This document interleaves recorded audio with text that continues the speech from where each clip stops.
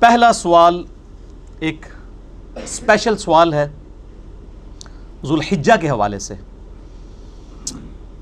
سوال ہے علی بھائی السلام علیکم. وعلیکم السلام ورحمۃ اللہ وبرکاتہ. پلیز یوم عرفہ 9 ذوالحجہ کے روزے کی فضیلت کے حوالے سے کچھ احادیث ہوں تو بتا دیں، اور یہ بھی واضح کر دیں کہ یہ روزہ سعودیہ کی تاریخ کو دیکھ کر رکھا جائے گا یا اپنے اپنے ملکوں کے چاند دیکھ کر، کیونکہ ایک لال رومال والے مولانا صاحب نہ ہی پہ گئے لال رومال والے، ٹھیک ہو گیا جی، ٹھیک ہے جی، انہوں نے فرمایا ہے کہ چونکہ یہ یوم عرفہ کا روزہ ہے اس لیے سعودیہ کے ساتھ رکھیں گے. ظاہر ان کو یہی کہنا چاہیے کیونکہ میدان عرفات تو سعودیہ میں ہے، انڈیا پاکستان میں نہیں ہے. اچھا، یہ انہوں نے دلیل دی ہے، شرعی دلیل. تو جواباً عرض کیا ہے کہ نہ میں وہابی نہ میں بابی، میں ہوں مسلم علمی کتابی. نہ ہم سو کالڈ وہابی ہیں، کوئی علمی بات کرے اسے کہتے ہیں یہ وہابی ہو گیا، اور نہ ہم بابی ہیں، بابوں کے ماننے والے، بابوں کا جھوٹا دفاع کرنے والے، بلکہ ہم تو علمی کتابی مسلم ہیں. تو اس کرٹیکل ایشو کو میں نے آلریڈی ڈسکس کیا ہے. مسئلہ نمبر 52 قربانی سے متعلق 17 فقہی احکام و مسائل. اہل سنت پاک.com پہ میرا لیکچر تقریباً کوئی 4-5 سال پہلے ریکارڈ ہوا تھا. اس میں جہاں اور کریٹیکل ایشوز میں نے ڈسکس کیے تھے، اس کو بھی اس میں ڈسکس کیا ہوا ہے آلریڈی. بہرحال میں اس سوال کا ریگارڈ کرتے ہوئے اور جو نئے نئے فتنے اٹھتے ہیں ان کو ایڈریس کرنے کے لیے اس کا جواب تفصیل کے ساتھ دے دیتا ہوں. میرے بھائیو، صحیح مسلم میں اوپر تلے مسلسل کنزیکٹیو 4 احادیث ہیں، 4 طرق. انٹرنیشنل نمبر کے مطابق 2746 سے لے کر 2749 تک، اور فواد عبد الباقی کی جو ترقیم ہے اس کے مطابق 1162 ہے یہ. اور مشکات المصابیح میں بھی یہ حدیث موجود ہے جسے میں نے انسائکلوپیڈیا آف حدیث ڈکلیئر کیا ہے. اس میں انٹرنیشنل نمبرنگ ہے 2044. یہ مشکات ضرور ڈاؤن لوڈ کریں، 3 جلدیں ہیں 18 MB کی اہل سنت پاک.com سے. 6294 احادیث کا مجموعہ ہے، کوئی تکرار نہیں اس میں. بخاری، مسلم، ابو داؤد، ترمذی، نسائی، ابن ماجہ، اس کے علاوہ اہل سنت کی کئی کتابوں کے یہ نوٹس ہیں. آلموسٹ سمجھ لیں یہ آپ کے پاس انسائکلوپیڈیا ہے احادیث کا، اگر یہ آپ کے پاس آ جائے کتاب. شیخ زبیر علی زئی صاحب کی تحقیم اور تخریج کے ساتھ یہ فریلی اویلیبل ہے PDF کی فارم میں اہل سنت پاک.com پہ. اس میں بھی یہ حدیث موجود ہے صحیح مسلم کے ریفرنس سے. اس میں نمبر ہے 2044 کہ آپ صلی اللہ علیہ وآلہ وسلم نے فرمایا، مجھے یوم عرفہ کے روزے سے متعلق اللہ تعالیٰ سے امید ہے کہ وہ سابقہ اور آئندہ کے 1 سال کے گناہوں کو مٹا دے گا. یعنی 2 سال کے گناہوں کا کفارہ ہے، ایک گزرے ہوئے اور ایک آنے والے. 2 سال کے گناہوں کا کفارہ بن جائے گا یوم عرفہ کا روزہ. اور ظاہر ہے کہ نیکیاں گناہوں کا کفارہ بنتی ہیں، اس میں کوئی شک نہیں ہے. اس کو سپورٹیو قرآن حکیم کی وہ مشہور ترین آیت ہے، سورہ ہود کی آیت نمبر 114. اعوذ باللہ من الشیطان الرجیم، بسم اللہ الرحمن الرحیم. وَأَقِمِ الصَّلَاةَ طَرْفَيِ النَّهَارِ وَزُلُفًا مِّنَ اللَّيْلِ، اور نماز کو قائم رکھو دن کے دونوں سروں میں اور رات کے اوقات میں بھی. ان الحسنات یذہبن السیئات، بے شک نیکیاں گناہوں کو مٹا دیتی ہیں. ذالک ذکریٰ للذاکرین، اس میں ہے نصیحت حاصل کرنے والوں کے لیے.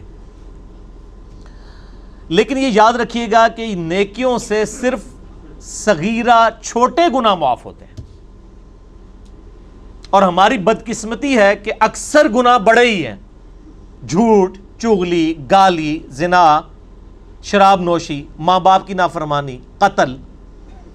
آلموسٹ آپ مشکات ہی میں پہلی جلد میں آپ کو گناہ کبیرہ کے بیان میں تقریباً 20-22 کے قریب کبیرہ گناہوں کا بیان مل جائے گا.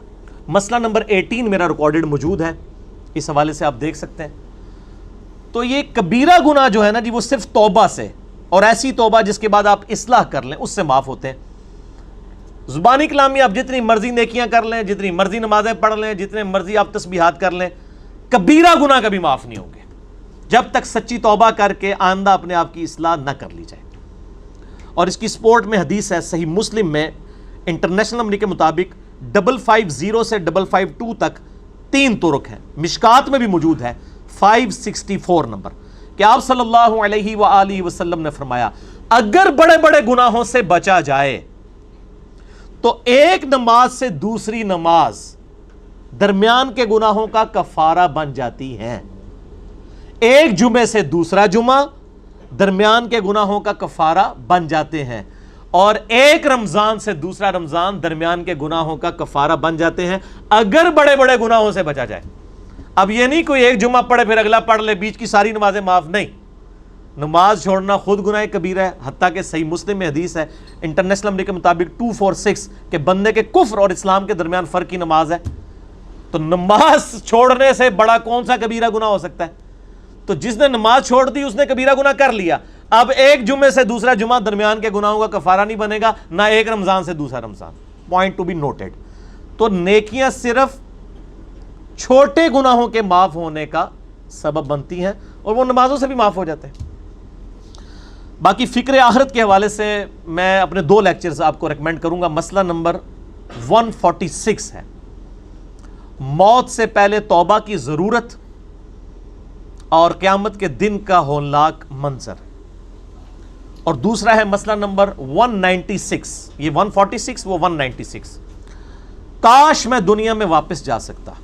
یہ اس لیکچر کا عنوان ہے. یہ آپ سن لیں انشاءاللہ تعالی. امید ہے فکر آخرت کے حوالے سے بینیفیشری ہوں گے. یہ میرے بھائیوں، یہ بتانے کا مقصد یہ تھا کہ یوم عرفہ جو 2 سال کے گناہوں کا کفارہ بنتا ہے اس کا روزہ، تو اس سے مراد چھوٹے گناہ ہیں، بڑے گناہ نہیں اس سے معاف ہوں گے. ٹھیک ہو گیا. اب رہا مسئلہ 9 ذی الحجہ یا یوم عرفہ، یہ سعودیہ کے مطابق روزہ رکھا جائے گا یا دوسرے ملکوں کے مطابق؟ اس کو ٹیکنیکلی سمجھیں آپ. میں نے 3 چھوٹے چھوٹے پوائنٹس لکھے ہیں. علمی پوائنٹ نمبر 1، صحیح بخاری اور مسلم کی متفق علیہ حدیث ہے. بخاری میں 1988، مسلم میں 2632 اور انسائکلوپیڈیا آف حدیث میں 2042. یہ بھی مشکات میں موجود ہے کہ آپ صلی اللہ علیہ وآلہ وسلم جب حج کے لیے تشریف لے گئے تو یوم عرفہ کے روزے میں صحابہ کرام میں اختلاف ہوا تو کہ بھئی آپ صلی اللہ علیہ وآلہ وسلم نے یوم عرفہ کا روزہ خود رکھا ہوا ہے کہ نہیں، کیونکہ آپ تو حج کر رہے تھے. تو آپ صلی اللہ علیہ وآلہ وسلم کو ایک دودھ کا پیالہ پیش کیا گیا، آپ نے وہ اعلانیہ نوش فرما لیا، جس سے سب کو یہ پتا چل گیا کہ آپ صلی اللہ علیہ وآلہ وسلم نے یوم عرفہ کے دن روزہ نہیں رکھا ہوا تھا. لہٰذا بخاری اور مسلم کی اس حدیث سے یہ ٹروتھ ریویل ہوا کہ یوم عرفہ کا روزہ ہے ہی ان لوگوں کے لیے ہے جو حج نہیں کر رہے. جو ہم جیسے غریب لوگ دور بیٹھے ہوئے ہیں یہ ہے ہی ان کے لیے. ان سے تو آپ فیسلٹی نہ چھینیں. حاجیوں کے اوپر تو روزہ ہی نہیں ہے کیونکہ خلاف سنت ہو جائے گا. آپ صلی اللہ علیہ وآلہ وسلم نے یوم عرفہ کا روزہ حج کے دوران نہیں رکھا. علمی پوائنٹ نمبر 2، چونکہ یہ غیر حاجیوں کے لیے ہے، اور غیر حاجی سے مراد صرف سعودیہ کے رہنے والے لوگ تو نہیں ہیں، پوری دنیا کے مسلمان ہیں. دنیا کے 7 بر اعظموں میں رہنے والے کم و بیش 1.5 ارب کے قریب 1.5 بلین مسلمز کے لیے یہ فیسلٹی ہے کہ وہ یوم عرفہ کا روزہ رکھ کر 2 سال کے صغیرہ گناہوں کا کفارہ بنوا سکتے ہیں. تو یہ فیسلٹی ان سے نہ چھینی جائے. جسٹ لائک شب قدر، جو بخاری مسلم میں حدیث ہے کہ شب قدر کو رمضان کی آخری عشرے کی طاق راتوں میں تلاش کرو. اس میں تو کبھی کسی نے نہیں سوال کیا کہ جی چونکہ قرآن پاک تو سعودیہ میں نازل ہوا تھا تو سعودیہ کی طاق راتیں دیکھنی چاہیے. یہ کسی کو گمان بھی نہیں ہوا. سب لوگ یہی کہتے ہیں جی اپنے اپنے ملک میں طاق راتیں دیکھیں. آپ کے لیے وہ شب قدر بنے گی، ان کے لیے وہ بنے گی. تو یوم عرفہ 9 ذی الحجہ، اگرچہ یوم عرفہ کا دن تو اسپیسیفکلی میدان عرفات کے لیے ہے، لیکن وہ 9 ذی الحجہ کا دن باقی پوری امت کے لیے تو ان کے چاند کے مطابق ہی ہوگا. مون سائٹنگ کے اوپر میرا ایک علیحدہ سے کلپ بھی آپ وہ دیکھ لیں. میں آج اس طرف نہیں جا رہا. مون سائٹنگ انجینئر محمد علی مرزا لکھیں تو وہ کلپ کھل جائے گا آپ کو انشاءاللہ. اس حوالے سے اور چیزیں بھی کلیئر ہو جائیں گی. تو یہ کہنا کہ جی چونکہ اس کا نام یوم عرفہ ہے تو عرفات میں جب حاجی ہوں گے وہ والا دن بنے گا تو پھر اس کے اوپر میرا الزامی جواب، پھکی والا جواب، اینٹی وینم یہ ہے کہ پھر شب قدر بھی وہیں ہونی چاہیے جہاں پہ قرآن نازل ہوا ہے.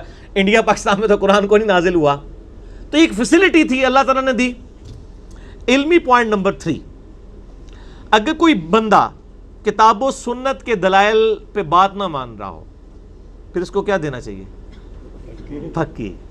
نہ میں وابی نہ میں بابی، میں ہوں مسلم، علمی کتابیں. پھکی سے مراد الزامی جواب، ہومیوپیتھک آنسر. ٹھیک ہے جی، یعنی اسی ہومیوپیتھک علاج یہی ہے نا کہ آپ نے اسی اصول اور مبادی کے اوپر علاج کرنا ہے. تو وہ ہمارے ڈاکٹر عمر صاحب گلا کرتے ہیں آپ اس کو اینٹی وینم کے ساتھ ایک دفعہ ہومیوپیتھک بھی کہہ دیا کریں. تو ہومیوپیتھک ویسے یہ میٹھا نہیں ہوتا آنسر، ہوتا بڑا کڑوا ہے. تو میں نے اسے پنجابی میں رکھا ہوا ہے پھکی، اور سائنٹیفک لینگویج میں اینٹی وینم، یعنی کوبرا سانپ کے وینم کا علاج اسی کے زہر سے، اینٹی وینم سے ہوتا ہے. الزامی جواب، فلسفیکل آنسر، کہ میرے بھائیو آج سے 50-60 سال پہلے تک، آج کیا ہے 19 اگست 2018، آج سے 50-60 سال پہلے تک کیا ہمیں یہ بات معلوم ہوتی تھی کہ یوم عرفہ کس دن اور کس تاریخ کو آئے گا سعودیہ میں؟ کیونکہ نہ کیبل نیٹ ورک تھا، نہ سیٹلائٹ کوئی ذریعہ تھا، نہ کوئی انٹرنیٹ تھا. تو ان 60 سالوں سے پہلے جو 1300 سال تک مسلمان ہیں، 1350 سال، کیا وہ اس فضیلت سے پھر محروم رہے نا؟ اور یہ 50-60 سال کی نئی جنریشن، نئی پود، یہ اس کے لیے حدیث تھی. تو نبی صلی اللہ علیہ وآلہ وسلم نے ارشاد فرما کے جاتے کہ جو یوم عرفہ کی میں فضیلت بتا رہا ہوں نا، صرف یہ مکے کے لوگوں کے لیے ہے، یا پھر 1400 سال کے بعد جب سیٹلائٹ کا معاملہ ہوگا اس وقت جو مسلمان آئیں گے ان کے لیے، وچ 1400 سال دے جتنے مسلمان ہیں انہوں نے روزہ رکھنے کی ضرورت ہی کوئی نہیں. پکی کوئی پتہ نہیں تھا نا. آج یہ جو بیٹھ کے کہہ رہے ہیں وہ تو سعودیہ کی تنخواہیں حلال کر رہے ہیں نا، چونکہ سعودیہ میں بیٹھے ہوئے اس لیے بات کر رہے ہیں. ان سے پوچھیں کہ آپ 50 سال پہلے سعودیہ میں بیٹھے ہوتے، یہاں تو ہمیں پتہ ہی نہیں چلتا. ایون سعودیہ کے پورے سعودیہ کے اندر نہ پتہ چلتا کہ جی مکے مدینے میں کس وقت چاند نظر آ رہا ہے. تو ہر لوگ اپنی رویت کو دیکھتے ہیں نا. تو یہ رویت ہلال کا جو مسئلہ ہے، مون سائٹنگ کا، یہ الگ سے میں نے ایڈریس کیا ہوا ہے. آپ یوٹیوب پہ جا کے لکھیں، وہاں پہ میں نے اس کے دلائل بھی دیے ہیں. میں آج اس ڈیٹیل میں نہیں جا رہا. تو 1400 سال سے امت محروم نہیں ہے، اصل میں آپ عقل سے محروم ہیں، کامن سینس سے محروم ہے. Common sense is not so common. Common sense اس کا نام ہے لیکن یہ اتنی کامن نہیں ہوتی، ہر بندے میں نہیں ہوتی. تو یہ چیز سوچیں کہ آپ امت کو محروم نہ کریں. اور یہ لال رومال والے جو بھائی صاحب ہیں، ان کے جو یہاں پہ بڑے بزرگ ہیں نا، وہ تو مانتے تھے. شیخ زبیر لزئی رحمہ اللہ تعالی المتوفا 1435 ہجری بمطابق 9 نومبر 2013، مجھے خود انہوں نے ایک دفعہ فون کیا. مجھے کہتے ہیں علی بھائی یہ جو عاشورہ کا روزہ ہے پاکستان کے مطابق رکھنا چاہیے یا سعودیہ کے مطابق، اور یوم عرفہ کا؟ تو میں نے کہا شیخ صاحب یہ تو مطلب جینون بات ہے. یہ میں نے دلائل ان کے سامنے رکھے کہ یہ ان کے تحت تو مطلب پاکستان کے مطابق ہی رکھنا چاہیے. تو مجھے کہنے لگے یار یہ اہل حدیث بیوقوف ہیں، پتہ نہیں یہ کیوں اس طرح کی باتیں کرتے ہیں. پھر دیوبندی ان کو کہتے ہیں ان میں فقہ کی کمی ہے، تو واقعی صحیح کہتے ہیں، پھر ان کے اندر سمجھ بوجھ کی کمی ہے. تو میرا بھی خیال یہی ہے کہ پاکستان کے مطابق رکھنا چاہیے. اور یوم عرفہ پہ تو انہوں نے مقالات میں یا جو فتاوی علمیہ اس کے اندر فتویٰ بھی لکھ دیا ہوا ہے کہ آپ پاکستان کے مطابق جو ہے وہ عاشورہ کا 10 محرم کا روزہ رکھیں گے. اور اس وقت جو بہت بڑے ایک عالم دین ہیں عبدالستار حماد صاحب اہل حدیث کے، ٹھیک ہے، یعنی ٹاپ آف دا لسٹ، یعنی آپ سمجھیں مفتیوں میں سے ہیں وہ. انہوں نے بھی باقاعدہ فتویٰ یہ لکھا ہے کہ جو شخص جہاں پہ رہ رہا ہے اس کی چاند کی رویت کا اعتبار ہوگا. یعنی پاکستان والے پاکستان کے مطابق 9 ذوالحجہ کو روزہ رکھیں گے. آپ اس کا نام چاہے یوم عرفہ رکھ لیں، وہ نام سے کوئی فرق نہیں پڑتا کہ یوم عرفہ آ گیا تو اب وہ عرفات کے مطابق ہوگا، وہ اصل میں 9 ذوالحجہ ہے. ٹھیک ہے. اور انڈیا والے انڈیا کے مطابق، یورپ والے اس کے مطابق. اب یورپ اور امریکہ میں رولا بن جاتا ہے چاند کا، وہاں پہ چاند چونکہ نظر نہیں آتا، پھر وہ اجتہاد کر لیں، جو ان کو قریب ترین علاقہ لگتا ہے وہ اس کو فالو کر لیں. ویسے عموماً یہی ہے کہ یورپ میں اور امریکہ میں جو پاکستانی ہے نا بریلوی، وہ پاکستان کو فالو کر رہے ہوتے ہیں، اور پاکستان کے دیوبندی اور اہل حدیث جو ہے سعودیہ کو فالو کر رہے ہوتے ہیں. اور دونوں بغیر دلیل کے ہی کر رہے ہوتے ہیں، وہ ضد میں ہی کر رہے ہوتے ہیں. اور یہ یعنی ان کا کوئی اجتہاد اس طرح نہیں ہوتا کہ کوئی علمی ہوتا ہے، وہ انہوں نے ایک ضد بنائی ہوئی ہے اپنی ایک تفریح کرنے کے لیے. تو وہ یہ اجتہادی معاملہ ہے، وہ اپنا دیکھ لیں. اگر چاند ان کو وہاں پہ نظر نہیں آتا تو میرا تو خیال ہے کہ اگر چاند نظر نہ آئے پھر سب سے بہتر ہے کہ مون کیلنڈر کو فالو کر لیا جائے جو یعنی میتھمیٹیکلی کیلکولیٹ کیا جاتا ہے، وہ زیادہ بہتر ہے بجائے جھگڑے میں پڑھنے کے. اچھا، اور اس کے علاوہ بھی ایک دوسری پھکی ہے. ایک پھکی سے کام موک نہیں گیا، ایک تے پھکی سی نا کہ 40-50 سال پہلے تک تو لوگ بدل. ایک اور پھکی یہ ہے کہ اس وقت بھی دنیا میں کئی ملک ایسے ہیں کہ جس وقت سعودیہ میں دن ہوتا ہے نا وہاں پہ رات ہوتی ہے، تو اتنے تک قیامت تک یوم عرفہ نہیں آنا. پھر ٹھیک ہو گیا. نہ میں وابی، میں ہوں مسلم علمی کتابی. اور علمی کتابی بات کا کوئی مقابلہ کر سکتا ہے؟ ایون امریکہ میں بھی، یعنی جب سعودیہ میں دن ہوتا ہے امریکہ میں رات ہوتی ہے. ہوں کس طرح کنو پکڑ کے یوم عرفہ پیچھے لے گیا ہوگے؟ یہ تو ہو ہی نہیں سکتا. امریکہ میں بھی آپ دیکھ لیں کہ ملینز آف مسلمز موجود ہیں، آپ ان کو محروم کریں گے؟ تو جعلی چیز جعلی ہوتی ہے بھائی. ہر ایک اپنے علاقے کے مطابق دیکھے گا، اسی کو فالو کرے گا. اس میں آپ کو ایک لطیفہ سناؤں، اوریجنل لطیفہ. ہمارے لطیفے جعلی نہیں ہوتے، اوریجنل ہوتے ہیں. اور میرے پرسنل ایکسپیرینسز، تقریباً 5-6 سال پہلے کی بات ہے. میں اسلام آباد میں ایک مسجد ہے G10 کے اندر، توحید مسجد، اہل حدیث کی ہے. وہاں پہ ایک اہل حدیث اسکالر ہیں خلیل الرحمان چشتی صاحب، بہت علمی شخصیت ماشاءاللہ. جماعت اسلامی سے تعلق ہے ان کا. ویسے عقیدہ وائز وہ بڑے سخت قسم کے کٹر سلفی اہل حدیث ہیں. اور جماعت اسلامی کی جو صوبائی شورا ہے نا اس کے ممبر بھی ہیں وہ. ان کی کئی کتابیں PhD لیول کے اوپر بھی پڑھی جاتی ہیں علم حدیث سے ریلیٹڈ.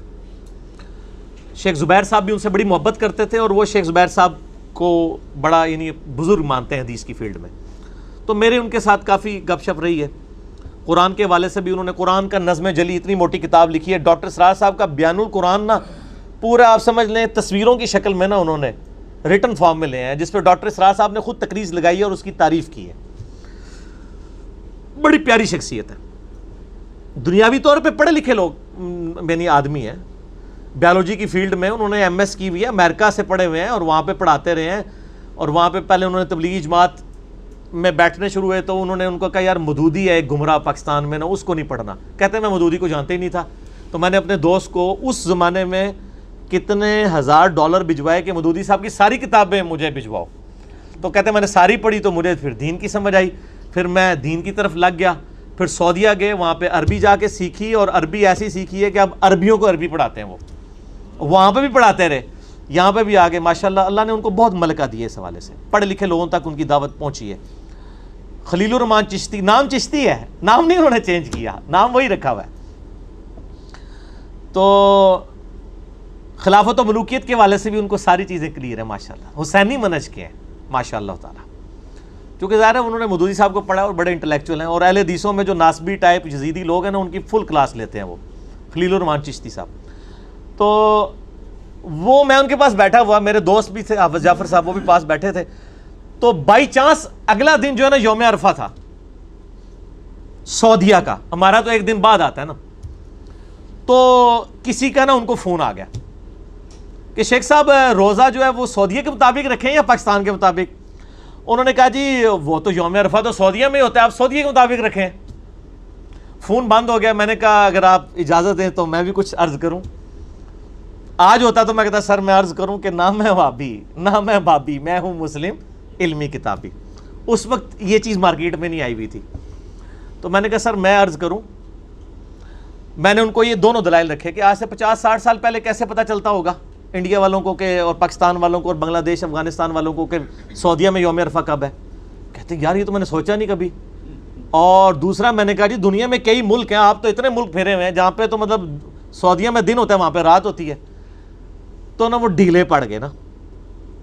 کہتے ہیں ہاں یار آپ کی بات بھی ٹھیک ہے، بال دیکھ لیتے ہیں اس میں جس طرح کر لیں. تھوڑی دیر بعد ایک فون اور آ گیا ان کو، اس نے بھی وہی مسئلہ دوبارہ پوچھا. تو ہوں شیخ صاحب ٹلے ہوئے گئے، کہتے ہیں دیکھ لیں اجتہادی مسئلہ ہے جس طرح بھی کر لیں آپ. پہلے 5 منٹ پہلے وہ کہہ رہے تھے جناب نہیں سعودیہ والا. اسی لیے میں کہتا ہوں کہ آئی لو اہل حدیث ابو آل اسکول آف تھاٹس. میں اہل حدیث کو باقی تمام مکاتب فکر سے زیادہ محبوب رکھتا ہوں کہ جب ان کے سامنے دلائل رکھے جاتے ہیں فوراً رجوع کر لیتے ہیں. اب یعنی ان کے لیے پاس کچھ لوگ بھی بیٹھے تھے، انہوں نے اسی نشست میں دوسرے فون کے اوپر رجوع کر لیا. تو اتنا جگرا باقی لوگوں میں بھی ہونا چاہیے. پاکستان میں انشاءاللہ 21 اگست 2018 کو یعنی پرسوں منگل کے دن 9 ذوالحجہ 1439 ہجری ہوگا، یعنی ہم نے پرسوں روزہ رکھنا ہے۔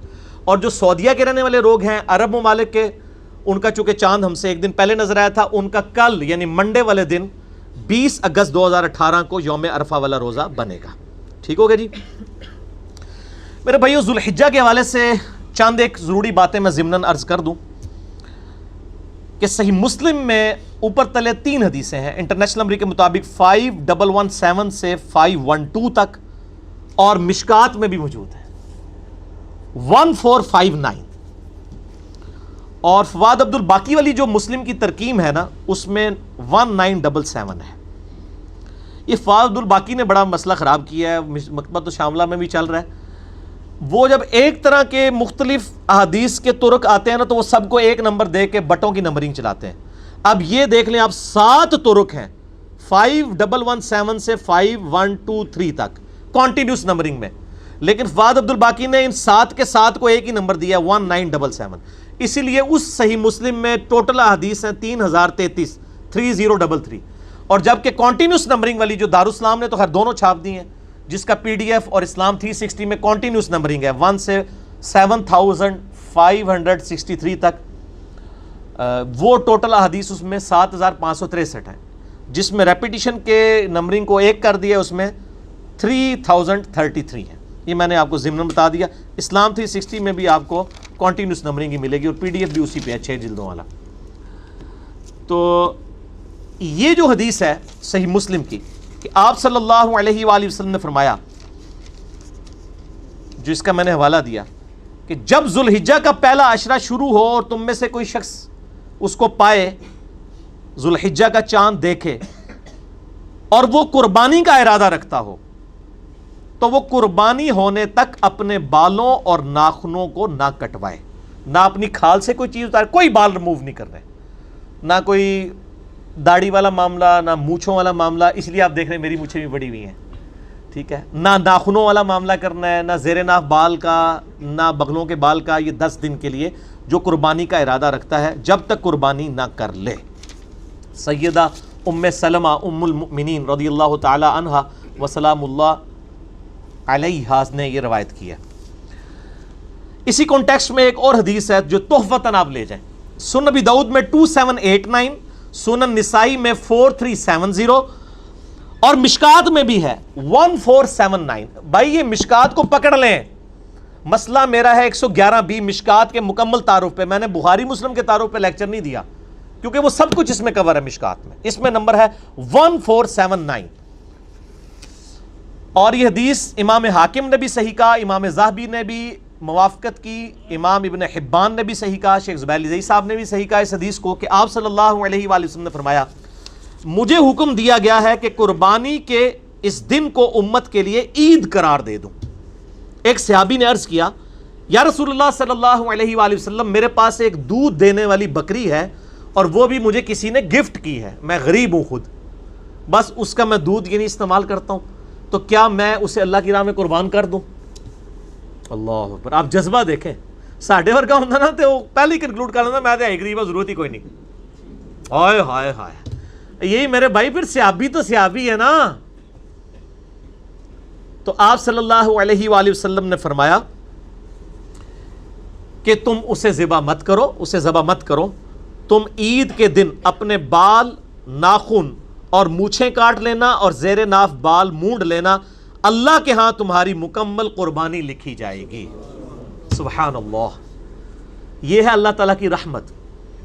اس میں امپلائیڈ ہے پھر کہ جس نے قربانی نہیں بھی کرنی نا، وہ بھی ان 10 دنوں کے اندر یہ بال صاف نہ کرے، ناخن نہ کٹوائے، اگر کٹوا بھی لیتا ہے تب بھی، اس میں چونکہ الفاظ اس طرح کی قید کوئی نہیں، میں اجتہاد کر رہا ہوں، تب بھی عید والے دن وہ یہ بال غیر ضروری صاف کرے اور ناخن کاٹ لے، اللہ تعالیٰ اس کو ایک قربانی کا ثواب انشاءاللہ تعالیٰ عطا کر دے گا۔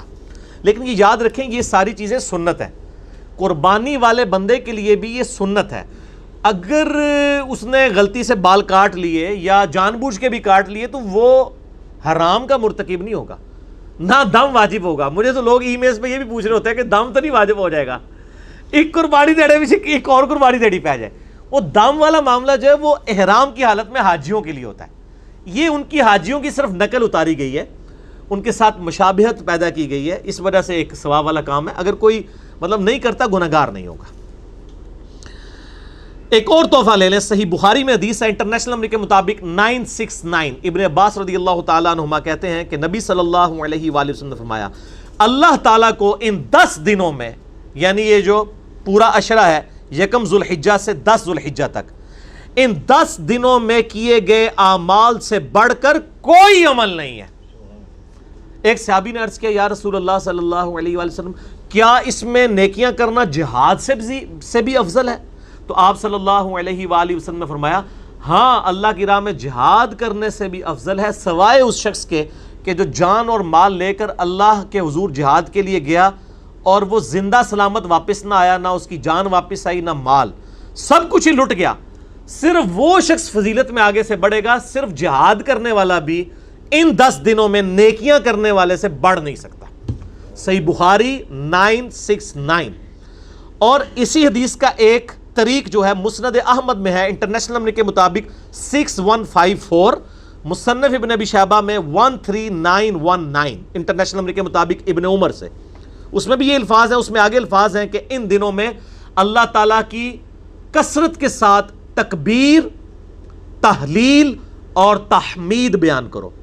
تکبیر کہتے ہیں اللہ اکبر کہنے کو، تحلیل کسے کہتے ہیں لا الہ الا اللہ کو، اور تحمید حمد بیان کرنے کو الحمدللہ۔ اور یہ دیکھیں ہماری جو تکبیرات جس پہ سنی شیعہ سب کا، پوری امت کا اجماع ہے، جو عملی تواتر سے ٹرانسفر ہوئی ہیں، ان میں یہ تینوں چیزیں آتی ہیں، اللہ اکبر اللہ اکبر کیا ہو گیا تکبیر، لا الہ الا اللہ تحلیل، واللہ اکبر اللہ اکبر وللہ الحمد، تینوں چیزیں آ گئی نا۔ تو یہ تکبیرات اس میں بلند کرو، اور اس میں سنت ہے کہ آپ عید کے اوپر بھی میرا کلپ ہے، عید کی نماز کا طریقہ، اس میں نے ڈیٹیل سے بتایا کہ آپ نے بڑی عید کے لیے جب جانا ہے بلند آواز سے تکبیرات بلند کرتے ہوئے جائیں، اور چھوٹی عید کے لیے آہستہ آواز میں بالی تکبیرات بلند کی جائیں۔ اور یہ جو حدیث ہے بخاری کی 969، اس کی ہیڈنگ میں امام بخاری لے کے آئے ہیں کہ ابن عمر اور ابو ہریرہ رضی اللہ تعالی عنہما بازار میں ان 10 دنوں میں جاتے تھے اور بلند آواز سے تکبیرات پڑھتے تھے، اللہ اکبر لا الہ الا اللہ واللہ اکبر وللہ الحمد، تاکہ لوگ بھی یعنی تکبیرات پڑھیں، یعنی تکبیر ہی تکبیر ہر طرف بلند کی جاتی تھی۔ اور اسی ہیڈنگ میں امام بخاری 969 کے اوپر ہیڈنگ میں لے کے آئے۔ اچھا، اب یہ ہیڈنگ والا جو رولا ہے نا، یہ جو اسلام 360 اینڈرائڈ ایپ ہے نا، اس میں ہیڈنگ سکپ ہو گئی ہیں، اور میں نے ان کو بتا دیا، انشاءاللہ اس کو امپروو کر رہے ہیں۔ آپ پی ڈی ایف میں دیکھیں گے نا تو آپ کو امام بخاری کے باب کی ہیڈنگز تعلیقاً روایتیں مل جائیں گی، جن کی صحیح اسناد مصنف عبد الرزاق اور مصنف ابن ابی شیبہ میں بھی آپ کو، اور سنن کبری البیہقی میں، یہ 3 مین کتابیں ہیں صحابہ کے آثار کی، جن میں آپ کو مل جائیں گی انشاءاللہ۔ تو امام بخاری لے کے آئے کہ امام محمد بن علی بن حسین، یہ نام ہے امام باقر کا جو امام جعفر کے والد تھے، امام محمد بن علی بن حسین بن علی، امام باقر کے بارے میں المتوفا 114 ہجری، کہ وہ نوافل کے بعد بھی تکبیرات کو بلند کیا کرتے تھے ان 10 دنوں میں، یعنی نماز پڑھنے کے بعد بھی، وہ سنتوں کے بعد بھی، ایک تو فرض کے بعد بھی کرنی ہے، وہ روایت بھی آ گئی ہے المصنف ابن ابی شیبہ میں، انٹرنیشنل نمبر کے مطابق 5631 ہے کہ مولا علی علیہ السلام رضی اللہ تعالیٰ عنہ، ان کے بارے میں آتا ہے کہ آپ رضی اللہ تعالیٰ عنہ 9 ذوالحجہ کی فجر سے لے کر 13 ذوالحجہ کی عصر تک ان تکبیرات کو بلند کیا کرتے تھے، جو ساری امت کرتی ہے۔ آپ دیکھتے ہیں نا کہ 9 ذوالحجہ، اور وہ یوم عرفہ سعودیہ والے کے مطابق نہیں کر رہے ہوتے ہیں، ہم اپنے مطابق کر رہے ہوتے ہیں۔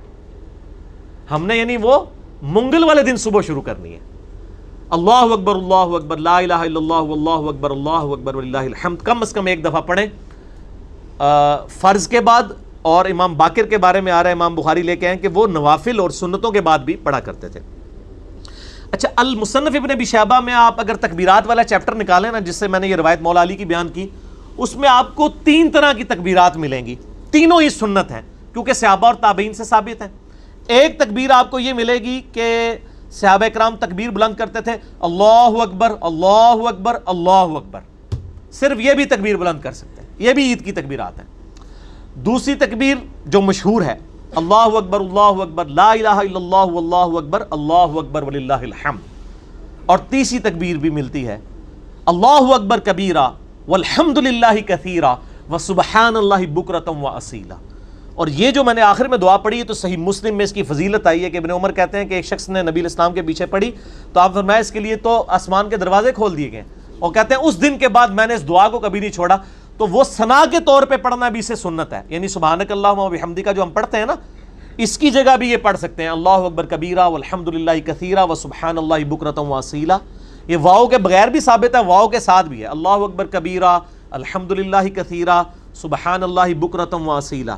واؤ کے ساتھ ذرا اس میں کنٹینیوشن آ جاتی ہے، تو یہ تینوں تکبیرات ثابت ہیں۔